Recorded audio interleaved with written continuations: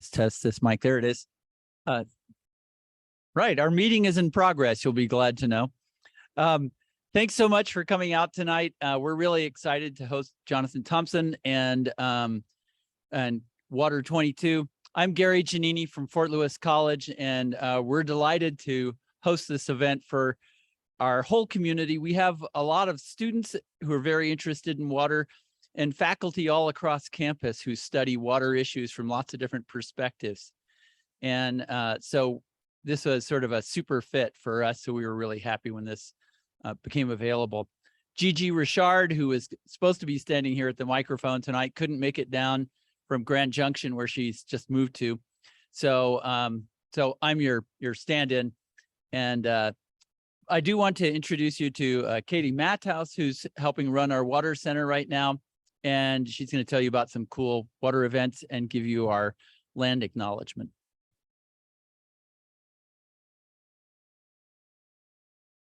Great. Good evening, everybody, and thank you all for coming. So I'm Katie Mattis. I'm a professor in the Department of Environment and Sustainability at Fort Lewis and a faculty affiliate with the Four Corners Water Center, along with many other Fort Lewis professors here. So at Fort Lewis, we always like to start off every event with a land acknowledgement to honor and respect the land that we're gathering upon today.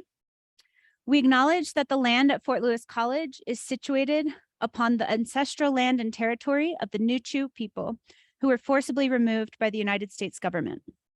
We also acknowledge that this land is connected to the communal and ceremonial spaces of the Hickory Apache, Pueblos of New Mexico, Hopi, Sinam, and Diné nations. It's important to acknowledge this setting because the narratives of the lands in this region have long been told from dominant perspectives without full recognition of the original land stewards who continue to inhabit and connect with this land. Thank you for your respect in acknowledging this important legacy. And then at the Four Corners Water Center, we like to extend this land acknowledgement to include water as well, as all of these lands are part of a watershed, and the water that flows through our watershed connects to others downstream. We are in the Animas River watershed, as I'm sure you all know, the reason that we're here today, which is a tributary to the San Juan River, which is a tributary to the Colorado River. We believe it's important to acknowledge that we are all 2/3 water and that water connects us all. As expressed by many indigenous cultures around the world, water is life. Thank you again for your respect in that acknowledgement. So we were really lucky to have a bunch of water events confluencing on this week. And so we took advantage of this momentum and decided to declare Fort Lewis's Water Week. So I'm so excited to see everybody here tonight and hope to see you at some of our other events. Tomorrow we have the film Thirst for Justice showing downstairs and down the hall in the Vallecito room. This event was put on by our Water Justice course taught by Dr. Becky Clausen, and her students have organized and done all the legwork to put that event together. So we'll be viewing the film and then also hearing on Zoom from a panel, including the filmmaker and several of the people, the activists featured in the film. And then on Thursday, we'll be continuing some tabling and advertising of our water programs, which you'll see some of my colleagues here today over at the table with various flyers. The one I'm most excited to share with you all is our launch of our Tribal Water Media Fellowship program that'll be starting this coming summer, 2023. So we have applications and flyers and information available. Eligible students, Fort Lewis students, anybody, any students from any major who are going to be around next summer are welcome to apply and join. We'll be looking at a lot of different water issues, a lot of different tribal issues, and using media to explore and advocate for those issues. So please check out our table a little bit later. There's also some snacks over there to lure you in, and enjoy the evening.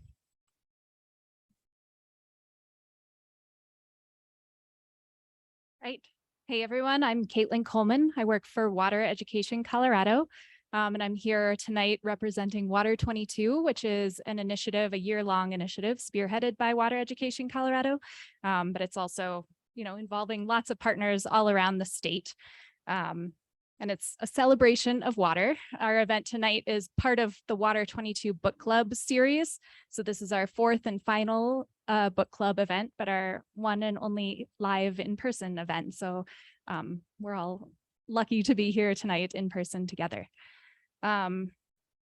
So yeah, this event is being filmed tonight. You can check out the other book club events that have already occurred at water22.org if you're interested in learning about the other books we've read. And there's a flyer on the table over there about those books as well. So Water 22 is dedicated to the idea that it all starts here. It's about growing an understanding of how water connects all of us upstream and downstream, past, present, and future. Which tonight's book really does an amazing job of covering. And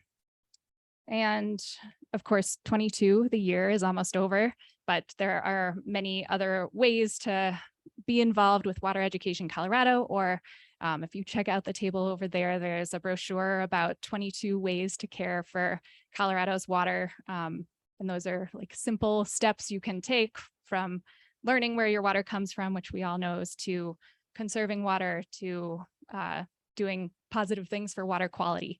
So you can still take the pledge to care for your water in 2022 and beyond. So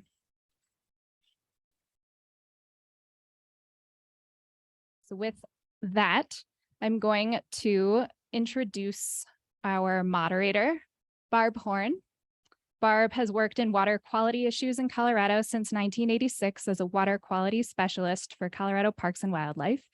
At CPW, she founded the volunteer science program Riverwatch, which has, many great volunteers from this community who have sampled the Animas for over 20 years. Now she's retired from CPW, but she's a voice and values coach, racial justice from the heart trainer, and a community science consultant. And she has a lot of amazing questions queued up for us. So Barb, if you want to come on up. Am I on? Can you hear me? It's on. So we're good? You can hear me? You can see me? I took a shower just for you, and this is the best looking audience these guys have had their whole series.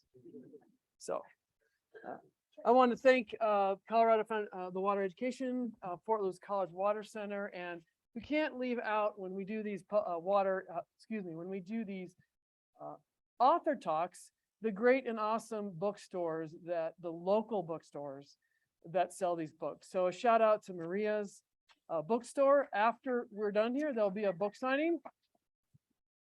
John's going to write some books. So we love Maria's and any local bookstores. So I guess I can get comfortable. I feel like this couch makes me look fat, but I'll leave that up to you. So the first part of tonight, I'm going to have some questions for Jonathan, and then it'll be open up for you guys to have questions. So if you get some ideas, jot them down. Think about it. If you can't remember them like I couldn't, you can write them down, and we'll get your questions through a microphone a little later. So with that, I'm going to introduce Jonathan. Jonathan Thompson was born and raised in the Durango area. He has been covering the West, and some of you might know of his work and its lands, the communities, the culture since 1996, when he went to work at the Silverton Standard and the Miner newspaper. You can just imagine what that'd be like. He later then he was so enamored with that, the Standard, and ran it for several years. He won't mention his therapy maybe from doing that, but we'll have to talk about that later. Since he's held a variety of positions, he writes for High Country News and is now a contributing editor there. He has freelanced a number of publications and written 3 books. They're all different kinds of genres. He runs a newsletter called The Land Desk. It's a twice weekly e-newsletter that focuses on the Four Corners and issues in the Four Corners. I really highly recommend you check it out. And that we help support authors who really tell stories like Jonathan does. Journalism like that seems to be a dying art. So with that, welcome Jonathan here. All right, thank you. Thanks for coming, everybody. That's great. It's always, I do a lot of these book events and all my favorite are always in Durango, my hometown. So Good deal. thanks for coming. So if you haven't read the book we're talking about tonight, River of Lost Souls, I encourage you to read it. And all of those that have read it once, I'd encourage you to read it again, because it's really time relevant, and especially the way Jonathan writes. So I'm going to kick this off with all the other talks that Water Education Colorado has done has been centered a lot on water quantity. This one's got a water quality centric focus, and it goes right along with the 50th anniversary this year of the Clean Water Act. And if anybody thinks that we wouldn't have water quality and the quality of life we have with water today without that act, you would be probably mistaken. But I'm going to set a stage with that, and I'm going to have you do a little interactive thing with me here. So the Clean Water Act was formalized in 1972 during the Nixon administration. And one of the little secret unknown facts is that Nixon never intended to actually fund the act, along with the Endangered Species Act, all those acts that he actually signed. Some of you are old enough to know perhaps why he never funded it. He got a little distracted with a thing called Watergate, so it got funded. It was the inaction of the Clean Water Act that created the Environmental Protection Agency and all of the systems in place that give us the water quality that we have today, however good or bad that is. See, at the time, in this culminating in the 70s, there wasn't public funding for wastewater treatment. People were getting sick in all over the country, and we were using rivers as wastewater treatment plants. And some of you might remember when the Cuyahoga River caught on fire. That was one of the kickoffs of why the Clean Water Act was started. But it was really actually this buildup of, if you look at the history of the South Platte River in Denver, the Animas River, rivers all over the country were not healthy at all, because we were literally using them out of sight, out of mind for our treatment. And it was the Clean Water Act that put the system together, an agency together, and funding that allowed treatment plants to be built, and enforcement and the quality that we have today. So you're going to help me create a story, a really quick story that's going to set the stage for the water quality of the Animas River that is centered then around Jonathan's book. So I want you to imagine, some of you know where Baker's Bridge is, right? Some of you are shaking your head. Some of you may not. Some people listening to this later may not. But if you just picture where the canyon comes out, ends and goes into the valley, there's a place called Baker's Bridge where you can jump into the river, etc. Just pretend that you're this big brown trout, like really big, that somehow gets to live like for 30 or 40 years, and you are witnessing this water quality pass by that section of the river, okay? So I want you to put your left hand out like this. And the water quality, this is the level of metals in the river, okay? Before that, we're going to talk about this with Jonathan, but the water quality at that bridge for this big old brown trout varied greatly, right? But about in the 90s, it was about this level, we're going to say your left hand.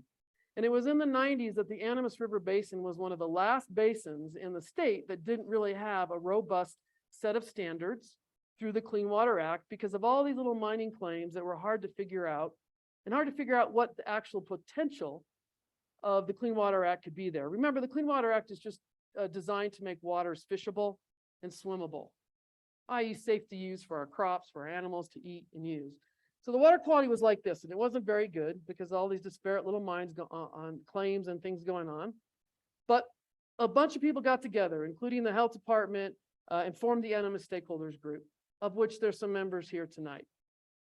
It also involved the Forest Service, the BLM, the state, and they did all of this work by themselves, figuring it out. And eventually for the next, 15, 20 years, so from 2005 to 2014, they did all this cleanup work.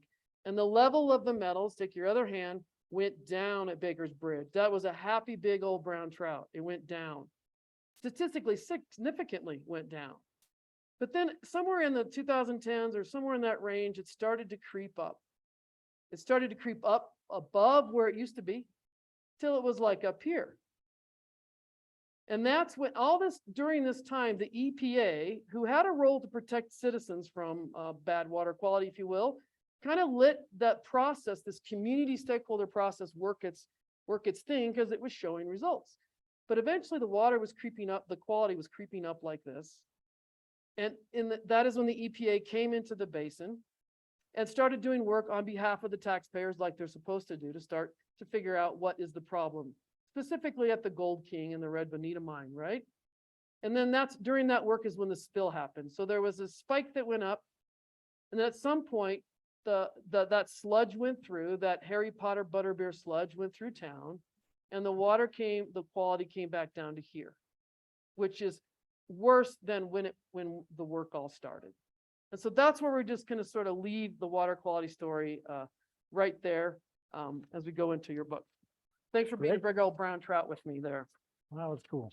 Okay. Okay.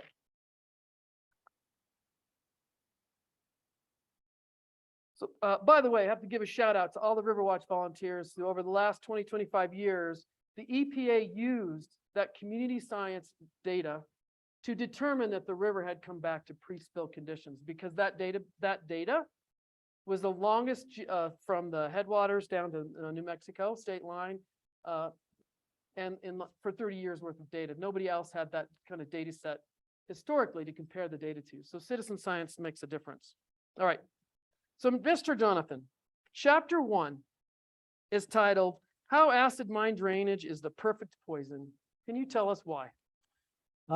Yeah, I mean, that's definitely a little bit of a sensationalist title, but you know, it gets readers. But the reason I call it the perfect poison is because most of the time when we think about pollution, we think about somebody dumping something, you know, the big barrels of some glowing orange stuff, they're dumping it in some chemical that they manufactured somewhere, or that came from a lab, or that is old paint or paint thinner or something like that. And that goes into the water and kills them. Acid mine drainage, you don't need to do that. You don't need anything. All you need to do basically is dig a hole. Because when you dig a hole in a mountain, like up in Silverton, where there's a lot of sulfide bearing rocks or iron pyrite, what happens when you dig the hole is that, first of all, it hijacks the groundwater. There's already all this groundwater moving through these tiny, cracks through the mountainside. It melts up on top, the snow melts, and it trickles through. It's going very, very slowly. But when you drill a adit into or a drift into the side of the mountain, that hijacks that water. So because it's going to take the path of least resistance. So you get this water, now you get water running through this thing. But what you've also done when you did that is that you've exposed a lot of that iron pyrite to oxygen. And so you get this oxygen and you get iron pyrite and you get the water combining together, and it creates acid.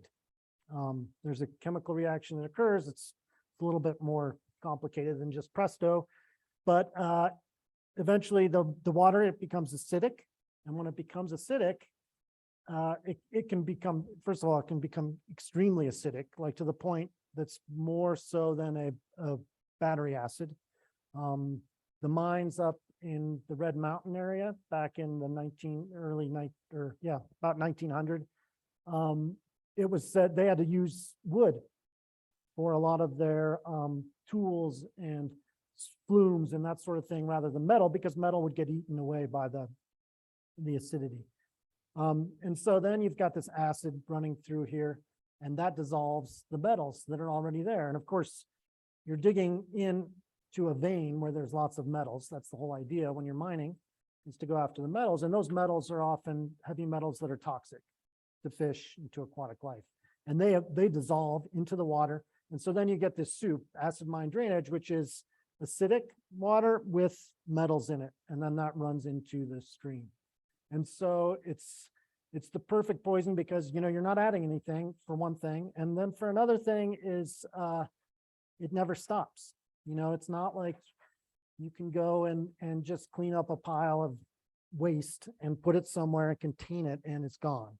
It basically, in most cases, a draining mine is very difficult, if not impossible, to stop that acid mine, the chemical reaction and the dissolving the solids and all that stuff. So that's, yeah. So those of you that are planning a murder or something like that, there's your perfect poison. Many of you might remember where you were on the evening or the day of August 5th, 2015. When we heard that this sludge was going to be this I call it Harry Potter butterbeer because it's that color, was going to come through town. I myself was still working and I was out sampling like crazy because it was taking a while for it to come down. And we were also putting live trout cages in the river at various locations so that it was actually this wonderful lab experience from that point of view that we could set all this up before the sludge came. Where were you, Jonathan? I was in my house actually on the 5th. I don't even remember where I was because I don't think that we down here really knew about it on the 5th when it happened. I didn't find out about it until the 6th, about 24 hours after it happened. It happened, I think, at 10 a.m. or so on the 5th. And on the 6th, I was working in my house, in my office over here by kind of near Bread. And I was actually working on a story about the Four Corners methane hotspot, which is another kind of pollution spill, although a little bit different.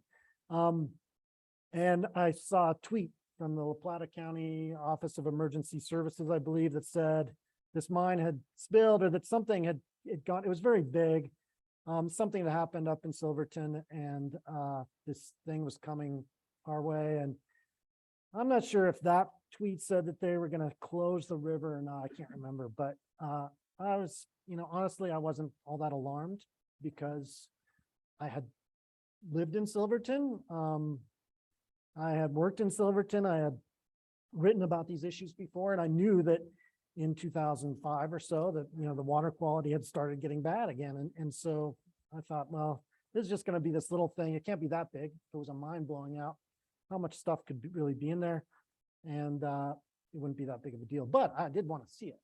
So I jumped in my car, ran down to 32nd Street Bridge and looked, and I'm like, well, this is boring. There's nothing here. There's just some people tubing down the river, just like any other day. And so I drove up to Trimble Lane and drove out there. And then that was pretty shocking, the color of the water. I mean, it was orange, like pumpkin orange or tang orange. And so, yeah, then I was a little bit, then it was made for great pictures, that's for sure. But, at the same time, I also knew what it was, and I knew that it was iron, and that iron is, relatively speaking, not super harmful. So I wasn't, terrified or like scared to go down by the river or something like that. But it was, it wasn't until it was interesting because I didn't really think that much of it at the time. I mean, I thought this has happened before. Right. It's happened a lot of times before in the past. It's gonna go through and pass. Hopefully it won't kill too many fish. And honestly, Cement Creek looks like that in the wintertime quite often, in the spring when there's runoff, you get all that iron in there and it looks pretty similar. Maybe not quite as shocking because it was juxtaposed against the green or, the lush green of August. And so that kind of made it stand out more, but still, what really kind of surprised me was later, everybody started waiting for it. And I went back down to 32nd Street Bridge that afternoon when I was expecting it to show up, and it was packed with people. It was like a sporting event or like a parade was going to come through. All these people on the bridge, and they were, there was all these rumors going around that cyanide, a big bucket of cyanide had dumped into the river, or that a truck had crashed on the at Cascade Creek and somehow dumped its horrible chemicals in there. It was all this crazy stuff. And, people were very sad and just like wrecked over it. And that was surprising. And then it was surprising even more that I started getting calls and stuff from national news organizations asking to use my pictures that I had put up on Twitter from all over the place, including, I think, like the Netherlands or something like that called me. And I was just like, why? It really did go visually viral in our video world. Yeah, right? So that was shocking to me. And it was kind of an eye opener, and then it made me realize, well, okay, this is actually probably a big deal. If a bigger deal maybe than it actually, the chemicals and stuff in there, the fact that there's this perception around it and this kind of almost emotional trauma to Mhm. it that occurred. with Yeah. People. I remember that too. There was a lot of, and if you, those of you that were out on the bridge or looking for it, the slug actually came through town in the middle of the night. And so people woke up to that orange river. And then they closed the river Mhm. for a couple weeks. And this is, this is August. This is peak tourism, peak boating, economy. But if you go back to just how it looks really bad, no fish actually died in town. So it's this case of sometimes the worst looking thing isn't necessarily the most toxic thing. Fish did die, we know, because the acidic in the canyon, but there wasn't a lot of fish in the canyon to begin with. And you can compare that to like what happened a few years later with the 416 fire, but that's another topic. So fish didn't actually die, but it did cause a lot of this other stir. And what I so appreciate in your book is that we think of this spill as an event, and it was an event. But just like many of the tragedies or these events that happen to us, it's not like literally an event. It's all these things that are in the decades before it, in the happening that lead up to this. So there had been many fish kills on, that's why you weren't surprised growing up here, on the Animas River, further downstream. And so would you share a little bit about when there were actually events? So we started this whole talk with the water quality was here, but all of these things maybe that happened before, a story where there were something to be more worried about if you were the fish. Yeah, I mean, you were definitely, if you were a fish, you were not very happy. Probably anywhere between about the 1880s, mid 1880s, to about the 1940. And the reason is because in the 1880s is when milling began in the mining district up around Silverton. And milling is where you take basically low-grade ore instead of high-grade ore, and you pulverize it, and you use various means to get to first pulverize it and then to separate out the metal, which is this tiny, tiny little piece of the ore. You get a ton of ore and you're going to get, I don't know, maybe a pound or a couple pounds of metal out of it. So you still have nearly a ton of tailings left over. And that's the leftover stuff. That's the rock that you don't want. So that's the waste material. And during that period of time, up until more or less the 30s, they would just dump that stuff straight into the river. And they located next to the river because they could use the water from the river, but also because it was easy to dump it right there. You didn't have to go anywhere to dump it. And so the water down in Durango always looked like that. I mean, it wasn't orange because tailings usually is kind of this pale, I don't know, not quite gray, but kind of this beige color.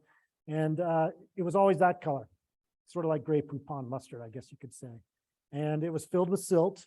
And I doubt if many fish lived in it, in Durango. And it was bad enough that the farmers protested that the city, they had to move their water source. And so that was a terrible, terrible, huge period of time. Later, they started containing their tailings. There was laws and that sort of thing were passed. But then in more recent history, in 1975, the big tailings pile at the Mayflower Mill, which, by the way, I'm going to give a plug to the Mayflower Mill. If you ever go up to Silverton, you got a little time to kill, go take a tour of the Mayflower Mill, because that thing, it's huge and crazy, and it just gives you a sense of the industrial scale of mining and milling. But anyway, they had these huge tailings piles. And what these tailings are is when they go into the pile, it's a slurry. So it's mixed, it's water and this sort of this sludge. And they contain it with sort of dirt dams, and they just dumped it in there. And one June in 1975, it was super wet year, and the dam broke, and huge amounts of this tailings went into the Animas River, went downstream. They did the fish cages back then. The Fish and Wildlife people put in the fish cages, and the fish, almost all the fish died. I think one survived somehow. And there was a pretty major fish kill. The water was this horrible color. So, yeah, this is nothing new. And some of those things were much worse. So you allude to Durango's drinking water would logically come from the Animas River, would you think? Right, but it doesn't because, so where is the source and because, and what's the relationship then between Yeah, I mean, it's interesting. So we in the early 1900s or even the late 90s, Durango started saying, hey, Durango did get their water from the Animas. They also use the Animas as their dump. If you think of Camino del Rio, where that is now, that was kind of the industrial row. And the reason it was because you could just dump, whether it's sawdust, which is horrible for rivers, your slaughterhouse, waste, whatever it is, your trash, your sewage, they just dumped it into the river, but they also drank out of it. And the sewage, the silt is coming down, this tailings is coming down the river and turning it this horrible color. It's making it very viscous so that it plugs up any kind of pumps or pipes or ditches, wrecks crops. So the people in Durango started protesting, and the farmers did too. And they started actually threatening to sue the Silverton mines and mine operators and Silverton itself, because they were dumping their sewage in there. And it was coming down. But basically Silverton said, well, if you try to make us contain our tailings, if you try to make us stop doing this, you're just going to kill the mining industry. And look how many people we employ. This is the economy. This is what you grow your fruit down there. Guess who buys your fruit? We do. So you don't want to mess with us. You don't want to shut us down. And it worked. Eventually, even this guy, Dave Day, who was the editor of one of the newspapers here, who was like, he had been shot at like who knows how many times, but he was kind of like Teddy Roosevelt. Even he couldn't force anything to happen. Lawsuits didn't work. So eventually the city of Durango just said, well, okay, I guess we're going to have to get our water from somewhere else. And so they went to the Florida River and started pulling their water out of there. And they continue to till today, although now some drinking water also comes out of the Animas, but most of it, that's our main drinking water source is the Florida River. So they had to go to an entirely different drainage because ours was so messed up, and because it was all about if you would have shut those mines down or just made them contain their stuff, you would have been killing the golden goose, was the term that the Silverton newspaper used when there was big battles between the two cities. It was great because the newspapers, our newspaper would yell at them, and then they'd write an editorial saying those Durango losers, they don't know what they're talking about. So that's why we get our water from the Florida River. And it seems like there's just so many great stories in the book that the original lawsuit angle of the farmers in the cities was starting over in Clear Creek and in Jefferson County. And every time there'd be this backwash of like upstream, you got to do something, it would always lose. It was like there's externalized cost, and there was always this sort of sacrifice zone.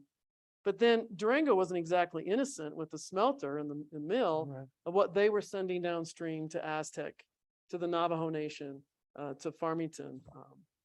Yeah, and that continued for years. We didn't really have a working sewage treatment plant in this town for a long time.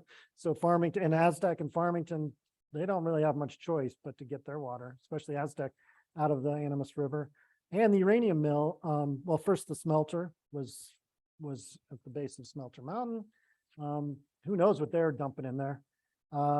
Smelters aren't super clean things, and they were also polluting the air.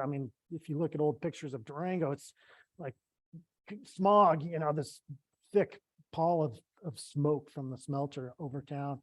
But then that was replaced by the uranium mill starting in the 1940s, when basically the feds came in and restarted the smelter to process uranium for the Manhattan Project and the bombs that were eventually dropped on Japan. And that mill ran from the 1940s to the early 60s. And there was, I mean, talk about fish kills. They were they're just dumping this effluent into the river. You know, people still remember it. And they say, yeah, you know, there was this green looking stuff going straight into the river. Fish, dead fish everywhere. And they did some studies eventually because this doctor came in and was like, whoa, this is not okay. And they did some studies and found that like the milk from cows that drank the water downstream in New Mexico or Sunnyside and that area, it had high levels of strontium and radon and that sort of thing. So, you know, people were drinking some pretty bad stuff downstream of Durango. So, you know, we weren't just the victims of it. We were also the perpetrators for sure. Well, I really want you to tell a story. So the way Jonathan writes is he's got a knack for finding real people in the different era and telling it from their view. So a real miner or a real owner of a brothel kind of thing. And I want you to pick a story. I have the one you want you to tell, but I want you to pick a story, just a brief story of kind of a view of that era, of the mining era up there. If you don't have a story, I'll tell you the one I want to hear. Why don't you tell me, I want to hear the story of Lake Emma. of Lake Emma? Yeah. Yeah, that's a crazy story. Actually, that happened in the 70s. So, you know, I said the tailings thing happened in 75. Lake Emma happened. Well, I think we have to go back a little bit. Right, but so Go back. there was back this mine called the Sunnyside mine, and it was up in Lake Emma Basin. It was up high, and for a long time, it was one of the biggest mines. But one of the problems is that they had mined down into it, so they had to pump the water out, and they had to haul the ore uphill to get it out. Eventually, that was just kind of too expensive and everything, and it shut down. Meanwhile, down in Gladstone, where the Gold King mine is, back when the Gold King was running strong, and it was one of the most profitable mines in the region, back when it was going strong in the early 1900s, it was located way up on the mountainside, and it was challenging to get the ore down. They had to use a tram. They had to house most of the miners up there. So they built this thing called the American Tunnel. And the idea was to go under the Gold King mine and go straight up, and then they'd be able to bring stuff straight down and straight into Gladstone, to the mill. They never completed it. They got it probably under the Gold King mine, but they never made the connection. So in 1959, this other company, which happened to be started by Charlie Steen, who is the Moab uranium magnate, they came in and said, we're going to use that American Tunnel, and we're going to go we're going to keep driving another mile or so underground and go under the Sunnyside mine and go up so that we can, instead of pumping water out from up top, it can come down through this, we can access it that way, and the water will drain right out the American Tunnel instead of having to pump it out. And so they did that, and they actually brought mining back to Silverton after a decade, the 1950s, when it was dead, and Silverton had to rely on tourism entirely, and they hated it. But that's a different story. But so they brought mining back. It was this big thing. And so this American Tunnel went up, and it went up into these mine workings. And on top of all these mine workings, it looked like Swiss cheese under there. On top of it is Lake Emma, which wasn't a very big lake, but it was this lake, this old lake in this alpine basin.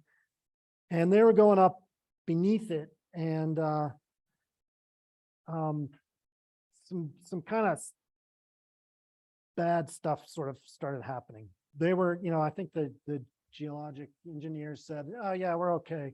You know, we're still X amount of feet from the lake, so there's no problem. But the miners were starting to get worried because chunks of stuff was coming out of the ceiling, and water was leaking down, but there was this I think a pretty rich vein in there that they were stoping out, is what they call it. And so they wanted to go after it. And they got worried, and they decided to stop working in that section for a little while. But they kept working in the mine. But then on a Sunday, when everybody was off and nobody was in the mine, the Lake Emma came into that thing. And it turns out what happened is that there was this glacial, it was some kind of glacial, probably a geologist could describe this better, but the lake looked like it was like this, like a normal lake. But in fact, there was this kind of gorge inside it that had been, some kind of fault or something. And it was filled with mud and ice. And that's what they were running into when they were going up there, is this ice. And eventually it just gave way and it went out through, and it was this massive amount of water and mud that came all the way through the mine workings and shot out the American tunnel. Just blew out it like, projectile vomit. And it was black because there was this glacial mud that was down there. And so as this black stuff went into Cement Creek and ran down, and, it was a lot bigger than the Gold King spill. And again, it turned the river horrible colors. I'm sure it killed fish. I don't know if they put out the cages then, but I'm sure it smothered fish. And it was this huge event because it took them months to clean out this thing. And they had a big fight with their insurance company about getting the insurance payment. And eventually Standard Metals, which was the company that was running at that time, they went belly up, probably in part because of that. Part of the problem was that gold prices were going up while they were shut down to clean out the place.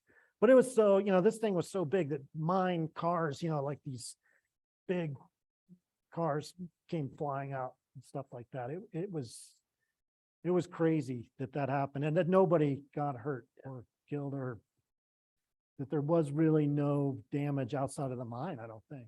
It's like a sci-fi movie with a happy ending. Yeah. I mean, imagine what would happen, if there was 150 miners in there, Yeah.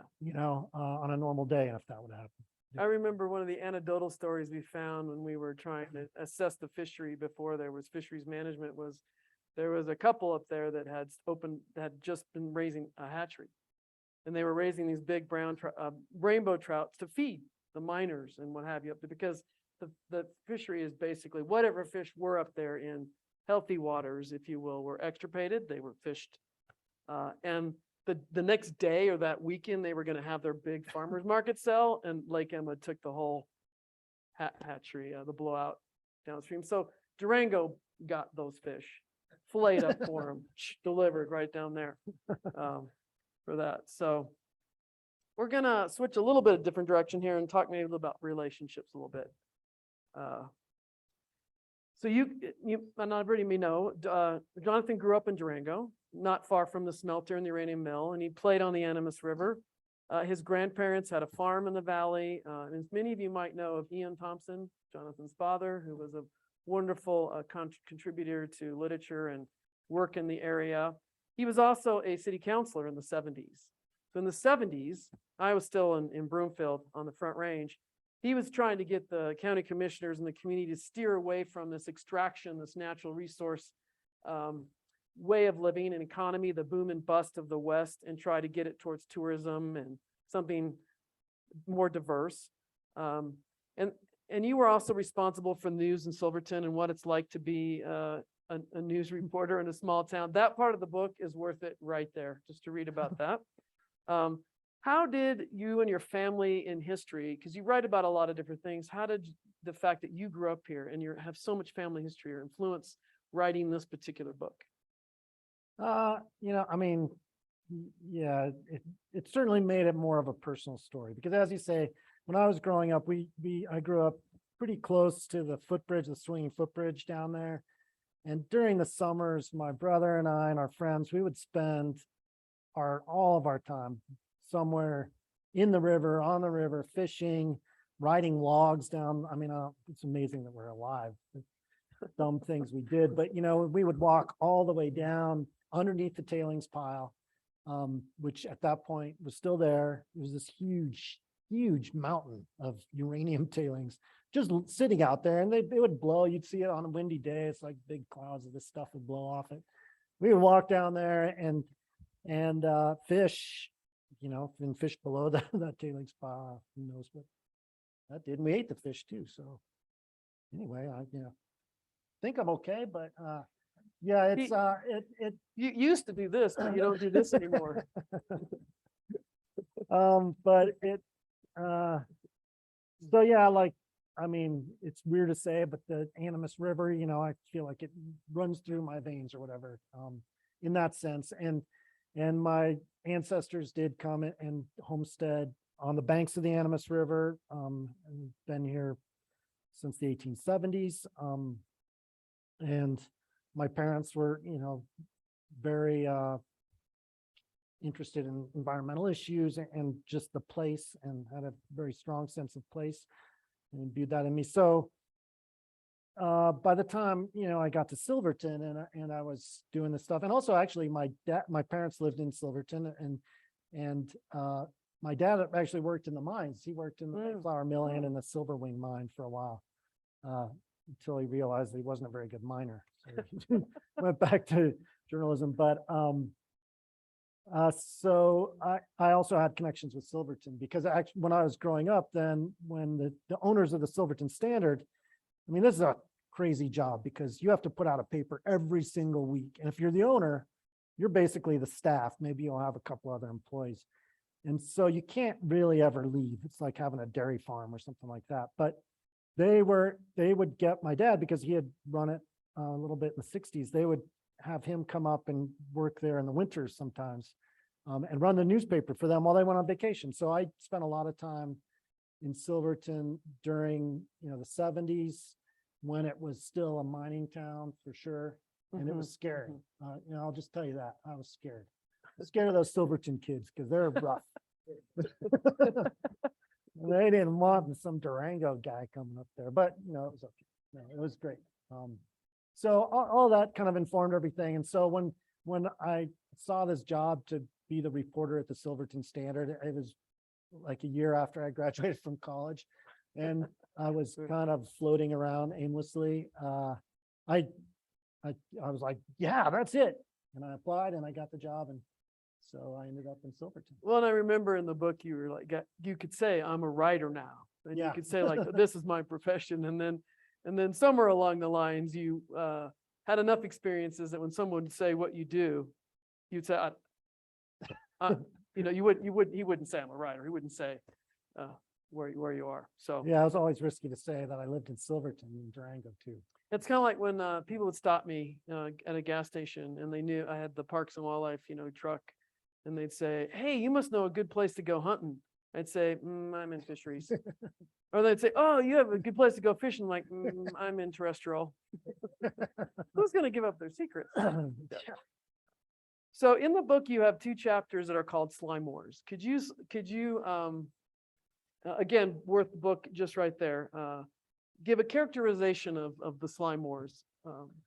Yeah, so the slime wars, as I was talking about before with the mill tailings, these were the wars that I mean, really pretty heated battles, legal battles, political battles, that went on over dumping essentially tailings into rivers all over the West. I mean, it happened everywhere.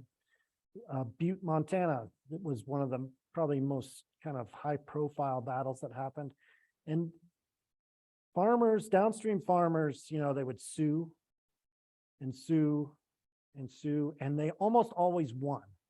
But almost every time the judge would be like, okay, you win, give this guy $100 or whatever, the equivalent of a slap on the wrist. But we're not going to do anything else because, again, it's killing the golden goose. Even the courts would be like, well, economics, we can't shut these guys down, because if we do, it'll wreck the whole economy, and that's bad. And so it just continued and continued, even though the downstreamers, as I call them, almost always won their lawsuits. And it was like you said before, Clear Creek, farmers down in what is now basically the suburbs of Denver, which Clear Creek comes out of the mountains. It was, there were so many mills and mines up there, and it just destroyed the river and was terrible for their crops. But there were also a lot of farmers in that area, and they relied on Clear Creek. So they tried to change the laws. They tried to do everything, and it just never really took. And even when they did change the laws, the state did change laws and they made these, said you can't dump stuff in the river, but they never enforced the laws. And that basically went on in Colorado until 1935, when the Colorado State Supreme Court finally said you can't dump your tailings directly into the river. You have to contain it somehow. And that's when slowly they started doing it. And the mines didn't go out of business after all. You know, the biggest mine at the time in Silverton was the Shenandoah Dives mine, and there's a guy named Charles Chase ran it. And he just started doing that, you know, and he sort of pioneered some of this work, and it didn't put him out of business. He did just fine because it didn't cost much. He had more problems with striking workers than he did. Things like that. And you'll have to read the book to carry how you carry this on into the uranium era and the natural gas era. And so stay tuned read the book for the rest of the Slime Wars era. But there was one passage that really struck me, really landed with me, that I want to share with the audience and have you sort of bring it into today's terms. And it's in one of the Slime Wars chapters, but he writes, when we look back at atrocities that occurred, environmental or otherwise, we tend to do so in a generational centric way. We pardon our forebears for wrongdoing based on the belief that they just didn't know better, or that moral ethical standards were different back then. At the time, they couldn't even imagine that hollowing out mountains would wreck waters on which we all depend. They had no clue that burning millions of tons of coal and blackening the skies over towns would sicken and kill people, wildlife, crops, and the climate. Except that they did know. And they had understood for many centuries before mining came to the Rocky Mountains exactly what destruction they sowed with their picks, their drills, their crushers, and the mills. And he goes on to give a case in there, like from the 1500s, that they really did know. And what struck me in that, and might be striking you, is that how much do we really actually, we do know, and we have this sort of generational centric memory about it, and that's actually keeping us from having a more productive narrative. So I wanted you to comment on that, because that was just really hit me when I read that. Yeah, I mean, you know, there's tons of examples of how, well, first of all, this idea that the people didn't know that this could pollute the streams and stuff. I mean, it's just wrong. I mean, first of all, there was this German guy back in the 1500s. He wrote this book about the art and science of mining. And he says it right there. He talks about acid mine drainage. He talks about how this will destroy things and it could destroy fields and vineyards. And, you know, mining could, you know, he was a proponent of mining. I mean, this guy was showing people how to do it, but he was telling them, you know, if you do it in a place where there's lots of vineyards, you're likely to kill all the vineyards. And so you might want to weigh those things out. So to think that 300, 400 years later that people didn't know that what they were doing is kind of absurd, especially since a lot of the miners in the Silverton area, a lot of the mine owners actually studied this guy who had written this book.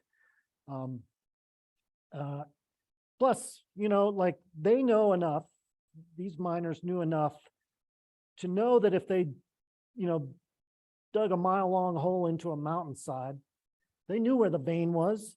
They knew that they could make a lot of money out of doing it. They knew, you know, they understood geology. So of course they understood chemistry and they understood all this stuff. They just didn't, you know, they just didn't care because the profit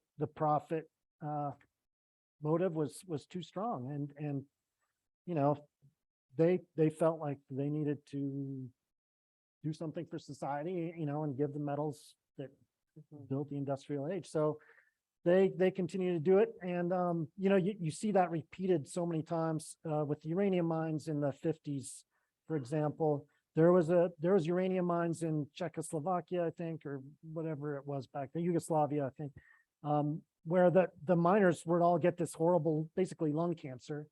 And eventually, you know, they figured it out way back in the 1600s. And they said, you know, it's because there's radon gas in there. It's because it's a uranium mine. And then over here in the 40s and 50s, in order to build the bombs, we sent people into mines without any safety precautions.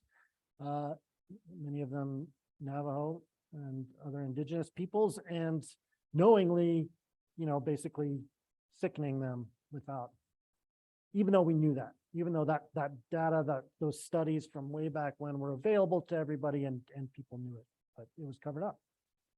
Because you don't want to get in the way of that kind of progress. Right. The trade-offs. Yeah. I have 2 more questions and then you guys are up. You guys enjoying this?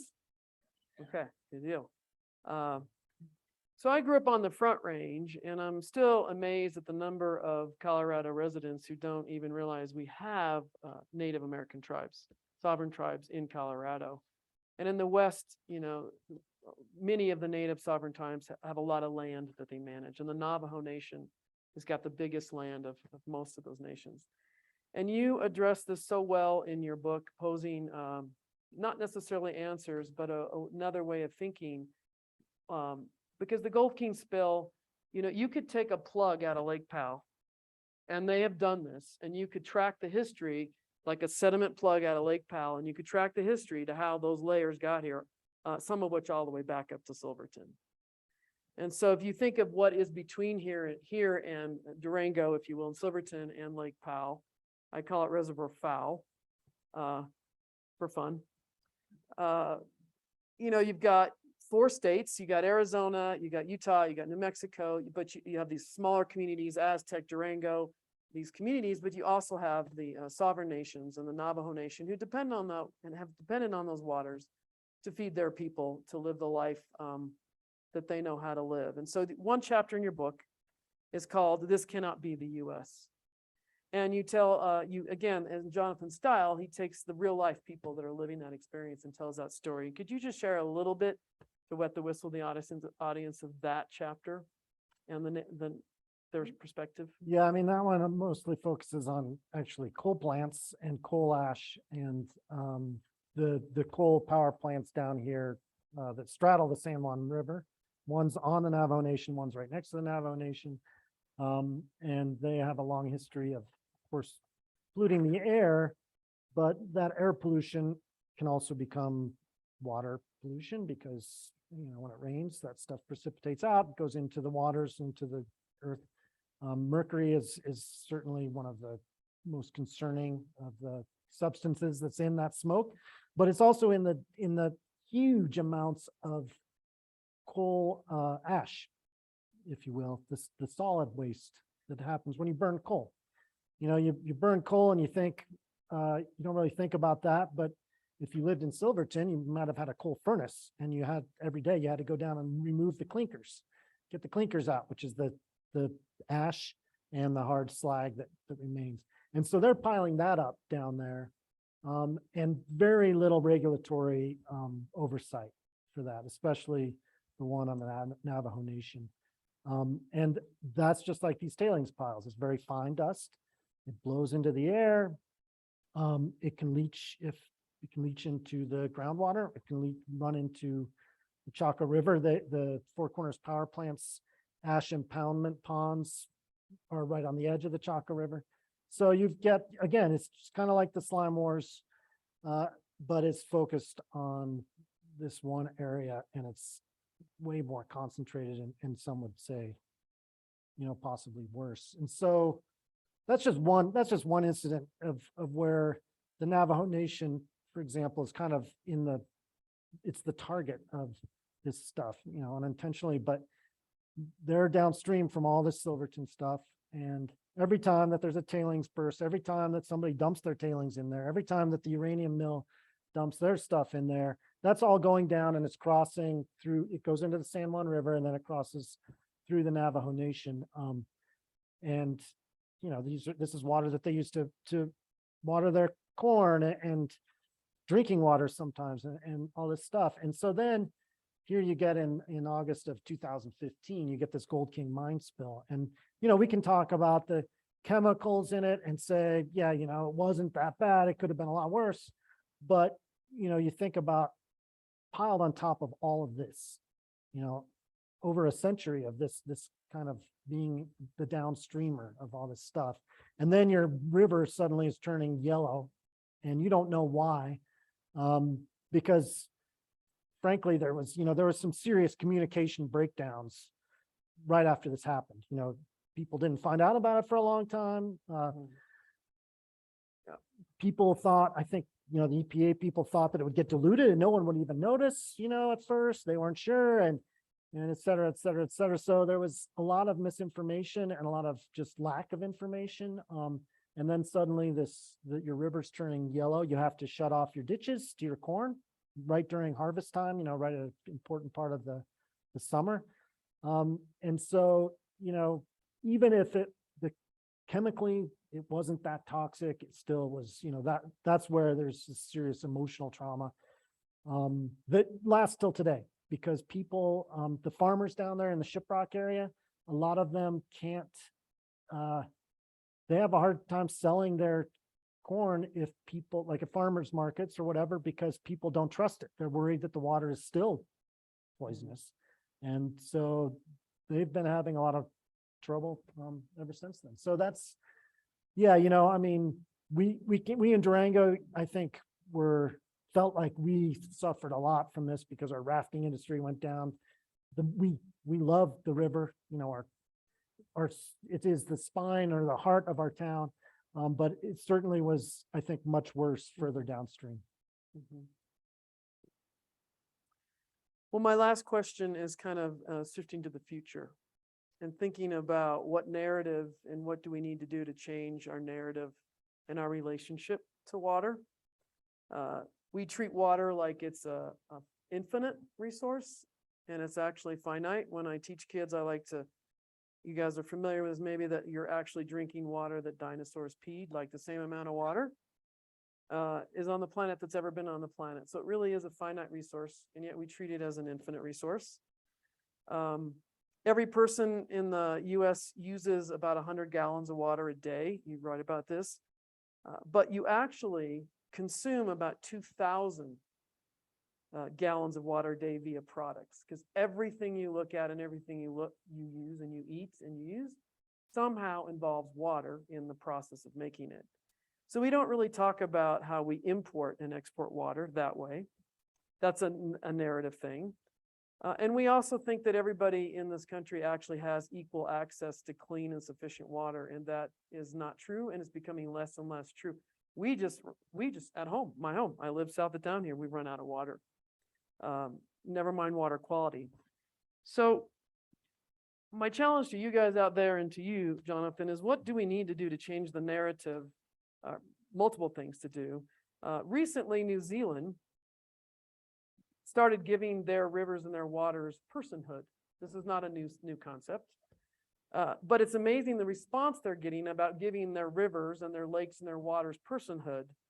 And I come back with, well, wait a minute, we didn't hesitate to give corporations personhoods, and they get away with everything. So why not? Let's just start doing this, and now the rivers could talk to corporations. And I joke about it, but maybe that would change our relationship with it.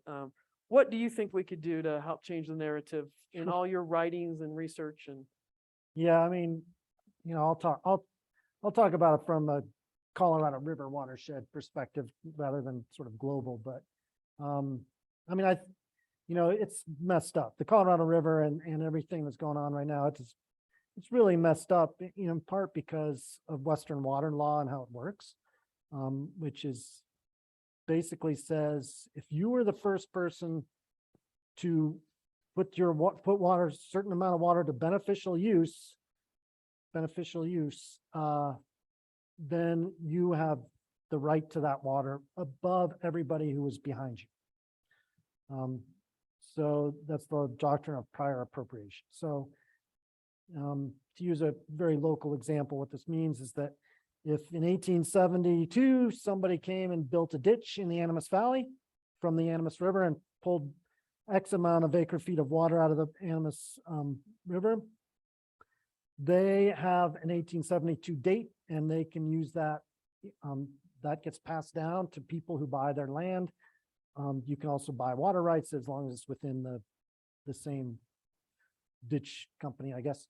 And theoretically, what that means is that because Silverton wasn't very smart about their water rights, probably because they were at the headwaters and they thought, why do I need to worry about my water rights? We have it right here.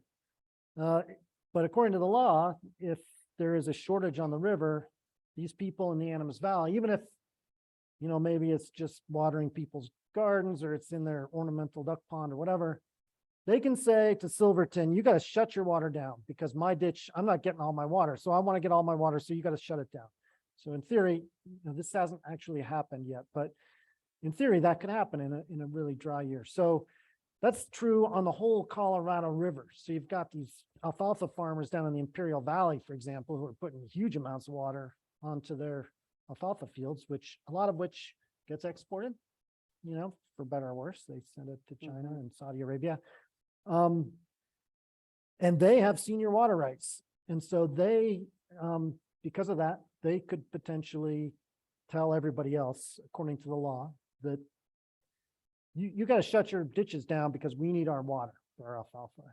So that's the first thing. So like I would say that we need to redo that law because that's crazy now when you think about it, especially when you think about the Colorado River, which is shrinking and which we doled out more water from the Colorado River than ever was in there in the first place during the Colorado River Compact, which was signed almost exactly 100 years ago today in Santa Fe. They screwed up. They screwed up in that way. And they also screwed up because they didn't include the tribes who have the most senior water rights of all. But a lot of the tribal nations do not get their water. The Navajo Nation does not get anywhere near what it's entitled to. And so I think to change our relationship, first of all, we have to get rid of the prior appropriation thing or somehow redo it. Second of all, I think we need to get the people everybody needs to get their water, especially the indigenous nations who have the senior water rights and enough, to survive on and to build an economy on. And then I think, as far as the personhood thing goes, that's a little abstract and a little bit hard for a lot of people to grasp, but what about giving rivers water rights? What about saying, hey, just having water in the river is a beneficial use? And this obviously predated everybody, right? So, you could, while you're redoing the water rights, that might be what I run for, president. We should be in charge for a day. Yeah. I think a lot of people would have a lot of fun. I think it would look good. Yeah, because originally when they doled out all this water, like in the Colorado River, they literally took the whole river and then some and said, you guys can all use it. You can suck the river dry and then some. And they never thought about fish. They never thought about, what this means to the ecosystem. They didn't care. And so that needs to change. And in your book, you describe how does the landscape, the cultures before this, before white settlement, colonialism, how the land shaped them, but how we came in and we sort of shaped the land. Yeah, all right, so it's your guys' turn to ask questions. And what you need to do is go to a mic so that the mic will be passed around so that it's in the recording. That will be.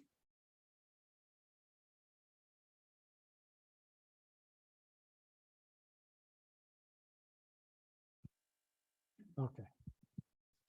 Great. I have a question. The book was great. Thanks for writing it. I really enjoyed it. Can you give us a little maybe history on what's happened since 2015 as far as the Gold King mine and where it stands out now? And then an open question, is what's going on now sufficient? That's a loaded question. So, of course, after the Gold King spill, these efforts that Barb talked about with the EPA coming in and doing things, they culminated in the EPA designating the Bonita Peak Mining District, which I think is 47 or 48 separate mine sites, as a Superfund site under CERCLA, which means that they can come in and they can go after the responsible parties and get money to clean it up. They can also, it's theoretically gives a lot of federal funds to do that. And they've been doing that ever since. And it's a very, very slow process. I think there's probably a lot of frustration amongst a lot of people, because I remember in the lead up to the Superfund designation, you'd see people from Durango saying, we need Superfund because we need to clean this, we need to fix this problem once and for all. And you're not going to fix this problem once and for all. It's not like that. As I was saying with acid mine drainage, it'll last forever. So you can't just go in and put a plug in the mine, which is what they tried to do before. And that's what kind of led to all this stuff happening. Is they thought, you could put a plug in a mine and it would stop the water, or at the very least, it would block the water back up, and it would cut off the oxygen so you couldn't have that chemical reaction anymore.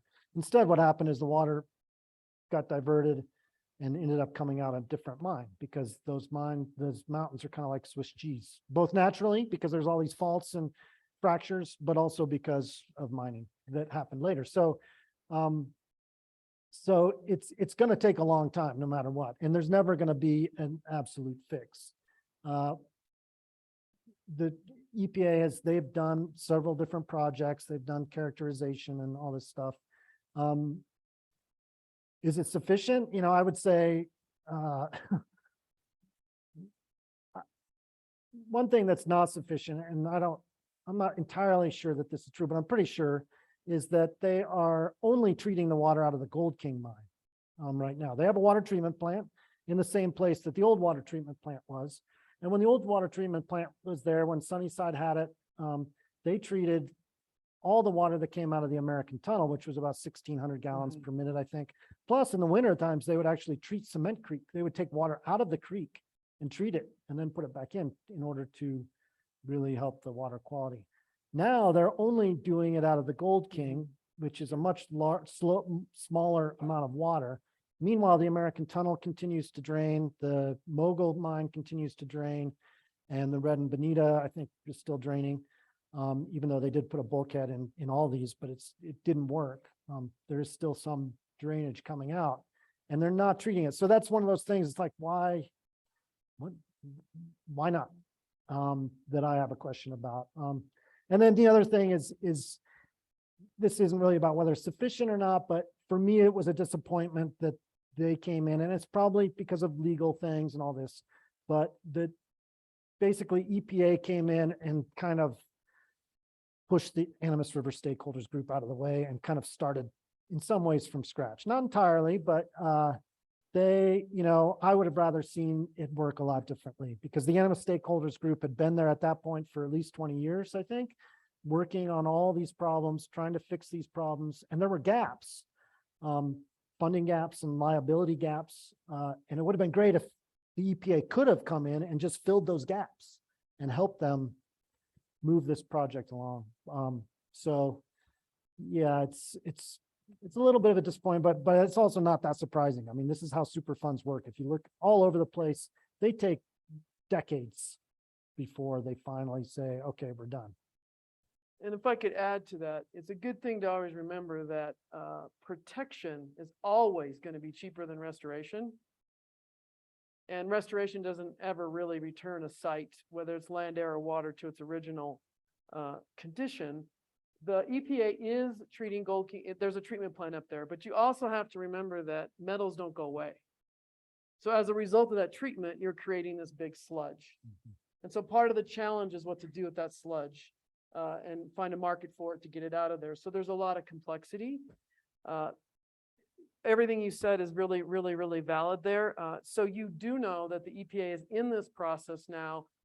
There is a public voice in that process. It's called the Community CAG, right? Yeah, the Community CAG group. And you can look it up on the website and follow what they're doing. And this is the Durango in Silverton, the public's opinion or voice on what is happening. And the Superfund process has moved far enough along now that this January and February, they've done all the exploratory work and the data work. They've done all the legal work and the money work and all of that slow moving stuff. Now they have a pot of money. Now they're going to do something with it. And they're going to be prioritizing what they're going to do with that. And so having your voice in there is really important. You can call any member of the Community CAG and participate. Go ahead, Peter. Microphone. Sure. Thanks. It's called the Bonita Peak Community Advisory Group. or CAG is what the initials for the Community Advisory Group. So Use if your you, outside if you, voice, Peter. Yeah. Just talk louder. so if you use the Google Bonita Peak CAG, that's the website, and you'll find the information. I happen to be the chair of the CAG. And to add on a little bit to what EPA has done, Jonathan is correct that the main thing they've done has been treating the Gold King, which actually started before the Superfund site. That began the year before. They have spent a lot of money gathering information. They've spent approximately $110 million over the past 6 years, which is an enormous amount of money. But they have done nothing to significantly improve the water quality in the Animas other than treating the Gold King since that time. The Gold King costs about $2 million a year to treat. The initial stage of a Superfund site is to look for liability, and it's the finances, and what they're looking after is to try to find what they call potential responsible parties. That's the focus, is the legal part. And once they get the legal part done, then they go, oh, now we've got some money. Now let's think about what we're actually going to do with this money, and actually what kind of cleanup we're going to have. And that is just the stage we're just getting to now. The settlements were all completed last spring. I shouldn't say all of them, but probably almost all of them. And so now there's a lot more effort to figure out, well, what exactly are we going to do with this money? Thank you, Peter. Thanks. So you might not be able to answer this, but it just popped into my head. How has humanity survived through all of the water pollution that we've gone through? Well, that's a great question. I mean, we look for other sources. I mean, in Durango's a perfect example. Here our drinking water source, the river that runs through town, was messed up and destroyed. So we went over there and said, we're going to get out of this watershed, and we're going to keep mining and stuff out of that watershed. Silverton actually did the same thing. Even as they were dumping all this stuff in the water, they designated Boulder Creek and Bear Creek, these two creeks that had very little mining activity probably because the geology wasn't that great for it. But they said, okay, these are going to be our town water, and we're not going to let mining happen there. So they actually put regulations on mining. I mean, that's, I think, the way we've survived is with things like the Clean Water Act, and regulations, and when it's necessary, we can figure it out usually, but it gets harder and harder. There's an interesting thing out there to think about, is that often the generation that we're in solves the problems of yesterday while creating the problems of the future. So we have a lot of hope that we're at a college with young people who are going to save us, but the water rights, that was a great system at one time. So how do we stand up to a point we need to evolve and change a system? I mean, and really challenge that is a real big threat to a lot of existing systems and institutions. And we just really have to go back to our values, I think, and be willing to try new things.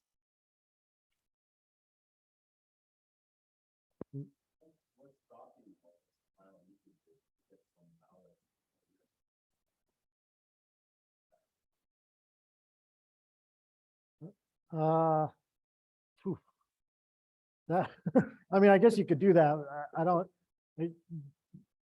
It's so embedded in the structure of everything. Yeah. Yeah, I mean, I guess how that would look, or what you would replace it with, would be and how you would restructure these existing rights. It's in the West with water, it's almost like trying to amend the Constitution. It's very deeply ingrained, and people hold this doctrine of prior appropriation and the Colorado River Compact and the laws that were based on it. It's like the Constitution in some ways, and trying to change it isn't that easy. Yeah. There have been there have been externalized costs and sacrifice zones. That's, why we need to work on environmental justice. And the water rights system also doesn't incorporate quality. They're managed in two separate worlds and arenas, and one came about in the 70s and the one came out about a long time ago. So there needs to be maybe a little more integration, think like a fish.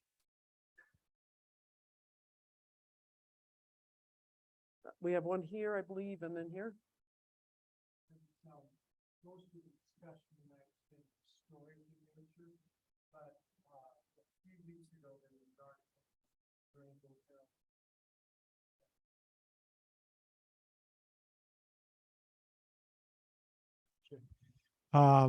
about Lightner Creek. The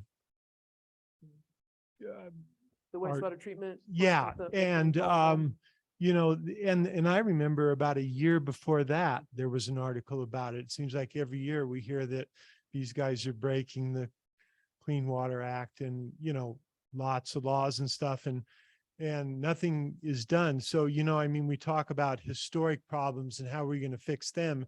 And at the same time, they're dumping raw sewage into Lightner Creek. Every summer where Lightner Creek dumps into the Animas, I see families there pulled into the mouth, having lunch, kids swimming in it and everything. So I don't know if it seems like we have the laws to address something like that, but nothing's being done. Yeah, similarly, just months before the Gold King mine spill, there was some studies done that found that E. coli contamination was very heavy in the Animas River, down around the state line and downstream from there, and in the San Juan River, and it probably comes from septic tanks all over the place leaching in, or who knows? Nobody knows, because it kind of got buried. This big event happened and the river turned orange and everybody kind of forgot about that part of it. And yeah, so there is a problem. I think there's a problem with the sort of the perception of it, with these things. It's one thing when you can blame it on sort of a one mine or one, mining company, especially, or the EPA, if for that matter. It's another thing when it's a bunch of septic tanks leaking because of basically bad regulation or lack of enforcement. Or it's a trailer park where, it provides affordable housing and it's necessary affordable housing. And so what do? You go kick them out? I think it gets really complicated it gets more complicated even than dealing with the historic stuff, because you're not necessarily, dealing with people's lives. So that's probably not the best answer, but it's just harder, I think, to deal with that kind of thing. There's also a big disconnect with where our tax dollars go. So the EPA gives every state and tribe and territory money to implement their own Clean Water Act. So Colorado has its own Clean Water Act. And within that act, there is funding that's federal sourced to help people build water treatment plants, communities, water parks like that. But we have a very big anti-government sentiment that we don't want to pay for anything. There's a really big disconnect, I think, with the role of government and those kinds of things and how we fund it and how it really comes to our own backyard and our own health. In most states, and Colorado isn't an exception, do not fund their Clean Water Act and their health department or whoever implements it more than the federal government gives them money. I.e., your tax dollars, very little of your tax dollars go to Colorado Department of Public Health and Environment to implement the Clean Water Act. So they don't have enough resources to deal with the mom and pop motor homes and mobile homes and all those things. They're doing the best they can to balance all the things that we just brought up. You've got real people that live there. You don't want to displace them. You want to give them a compliance schedule. You don't want to shut them down, but you want to clean the river. I mean, it's like the Forest Service. The land of many uses, you're going to have conflicting dollars and time. So it isn't easy, but I also don't think we as taxpayers voice up enough to say, we really value this. We want this. We need this. We understand where our dollars go, as well as the government and whatever doing the best job they can with our money. if you will. So I think it's multifaceted. Did we have one? Yes. So you mentioned that when you were growing up, you catch fish from below the uranium tailings, Yeah. take them home and eat them.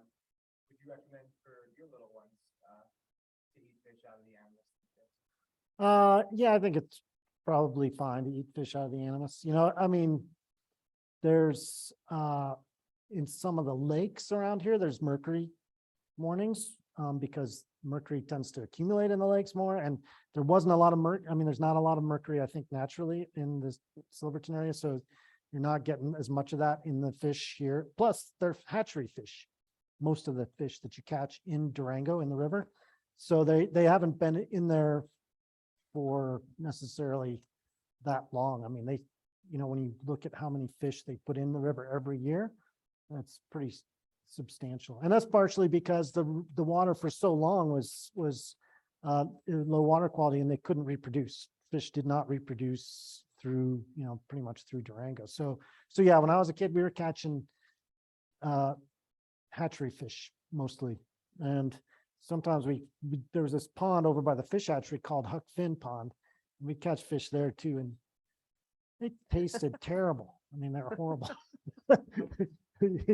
Yeah, they taste like mud. But anyway, yeah, so I think. Well, and if it helps, most of the metals associated with legacy metal, like zinc, cadmium, copper, will accumulate in fish flesh. They'll accumulate maybe in the spleen or in things that you're not eating. So they're fine to eat. They might not allow the fish to reproduce or hurt the fish, but they're not in the fish flesh. Radioactive material is different. And that's the uranium part and the radioactivity. And something about a lake environment takes the mercury out of the air, and the way the lake is like a tub. So the way the decomposition and the mercury will build up in the higher fish, like the predator fish. But there are health warnings on all the reservoirs. Like, and if you're a sensitive population, like a pregnant woman, a child, this is kind of an aside here, but since you asked, you would have to eat a lot of fish. My guess is more than any one of you awesome anglers out there could even catch to get sick from the mercury in one of these reservoirs, compared to tuna fish in the can in a grocery store that is regulated by the FDA. And those are bottom dwellers in the ocean. So I would pay more attention to the tuna fish in the grocery store than I would the fish in these reservoirs here. Unless you're this amazing angler, then you need to come talk to me. I'm going to break a rule and make a statement to the question about how are we surviving with pollution, because from a disability perspective, it's estimated that the majority of the world population will be disabled very soon, if not already. And most of that is from environmental impacts. So, yeah, sometimes it seems like there's not always that connection in environmental conversations with the health piece of that and how that's a human rights violation, and it's all connected. Like, there was a great article in the Santa Fe Reporter earlier this year talking about how probably the impacts of uranium mining, which causes lung damage, and that had really been disproportionately impacted on Native communities. That probably relates to COVID-19 disparities in a way that we can't even measure. So it is disabling to have these impacts, and it's also disproportionately affecting certain groups of people. If we were able to center the most marginalized communities around our work and we elevated them, the rest of us would be, that's a way to change the narrative right there. I think we have time for one more question before we go to an amazing book signing by Jonathan. Any more questions?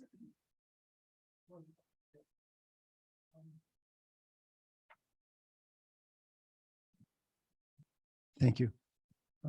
Jonathan, I appreciate everything you've written, the Land Desk, in your books. And I want to ask you, you reference your father in River of Lost Souls. And I wonder what Sandy would think, or what he might ask of us. Yeah, are we doing enough, do you think, in his perspective, or would he recommend that we do more to keep us from, like he said in the book, repeating the mistakes of the people of the past? Or are we just destined to be lost souls? Oh, that's a good question. Yeah,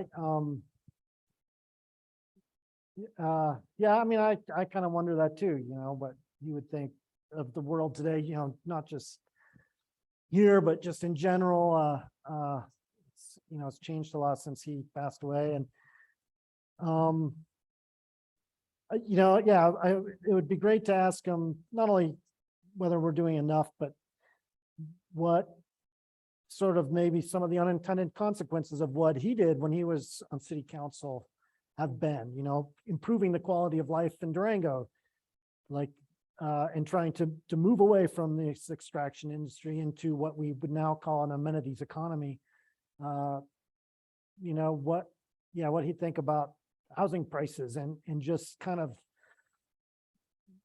the things that have happened now in that realm too. So it's interesting. It's interesting to look at that history and see how during the 70s and kind of the early 80s, a lot of stuff happened to shift statewide, the whole state of Colorado, to shift us away from kind of mining and oil and gas development into something else, and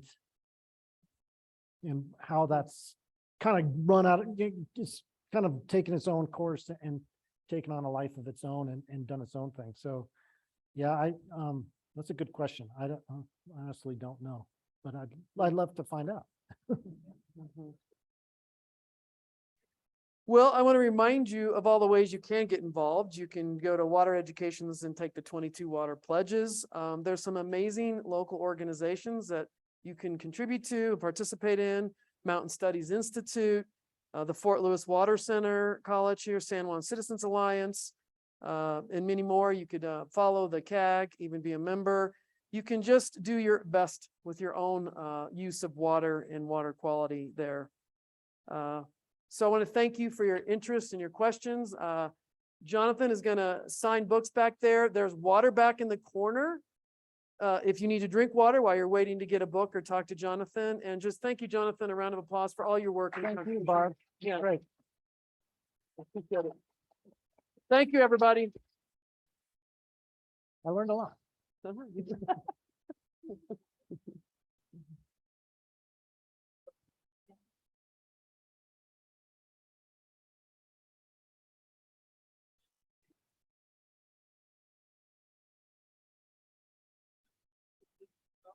I did. I think I turned it off. Oh, no, I didn't.